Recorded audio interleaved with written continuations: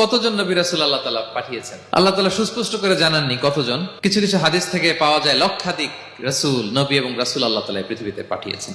কিন্তু কোরআন আল কারিমে এই লক্ষাধিক নবী রাসূলের সবার কথা আল্লাহ তাআলা আমাদেরকে শোনাননি। আল্লাহ তাআলা মাত্র 25 জন রাসূলের কথা আমাদেরকে শুনিয়েছেন, বাকিদের কথা বলেন নাই। আল্লাহ তাআলা ভালো জানেন কতটুকু আমাদেরকে জানাতে হবে। যত রাসূল তিনি পাঠিয়েছেন সবার কথা যদি আল্লাহ কোরআনে বলতেন, তাহলে কোরআন কি মাত্র 611 পৃষ্ঠার একটা বই হতো? 10 খণ্ড, 15 খণ্ড, 20 খণ্ড। এজন্য আল্লাহ তাআলা সব নবীদের কথা আমাদেরকে শোনায় নাই, মাত্র 25 জন নবীর কথা কোরআনে আল্লাহ শুনিয়েছেন। আল্লাহ বলেন রুসুলান কদ কসাসনাহুম আলাইকা মিন ক্বাবলু ওয়া রুসুলান লাম নাকসুসহুম আলাইক। নবী হে, অনেক রাসূলের কথা আপনাকে শুনিয়েছি, আবার অনেক রাসূলের কথা আমি শোনাই নাই। যাদের কথা শোনানোর প্রয়োজন মনে করেছি তাদের কথাই আমি শুনিয়েছি। তাহলে আমরা বুঝলাম কোরআনে বর্ণিত হয়েছে 25 জন, এবং এই 25 জন নবীর মধ্য থেকে 6 জনের নামে আল্লাহ 6টা সূরা ডেডিকেট করেছেন কোরআনে। 6টা সূরা উৎসর্গ করেছেন। সূরা ইউনুস, সূরা ইউসুফ, সূরা ইব্রাহিম, সূরা মুহাম্মদ, সূরা নূহ, সূরা হুদ।